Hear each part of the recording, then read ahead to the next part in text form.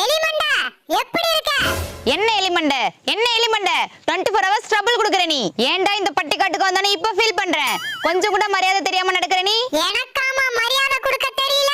அப்போ எனக்கு மரியாதை தெரியல சொல்லு. அப்ப எனக்கு மரியாதை தெரியல. காட்டுல இருக்க நீல எதுக்கு வீட்ல வந்து உட்கார்ந்திருக்க? வீட்ல வந்து உட்கார்ந்திருக்கணும்னா ஒரு டீசன்ட் வேணும். உனக்கு எஜுகேஷன் இல்ல, நாகரிகம் இல்ல, பர்சனாலிட்டி இல்ல, ஒண்ணும் இல்ல. கண்ட இடத்துல காக்கா போயிட்டு அங்கேயே படுத்துக்கிற. அசிங்கமா தெரியல உனக்கு? என்னதான் வீட்டு கோழியா இருந்தாலும் நாங்களாம் சென்னைக்கு போய் படிச்சுட்டு வந்துட்டா எங்க கூட எல்லாம் பேசக்கூடாது. ஒதுங்கி நடக்கணும். சொன்னா தெரிய மாட்டேது. என் ஃப்ரெண்ட்ஸ் எல்லாம் வெளியூர்ல இருந்து வராங்க என்ன பாக்க. மிஸ்ஸஸ் கனகா மேனகா எல்லாம் பெரிய பெரிய இடத்து பிள்ளைங்க எல்லாரும் வந்து உட்கார்ந்திருக்காங்க. நீ மரத்துக்கு பின்னாடி நின்னு எட்டி பாக்குற. அசிங்கமா தெரியல உனக்கு? ஏமா நான் நின்னு எட்டி பார்க்க கூடாதா? நீ ஏன் பாக்குற?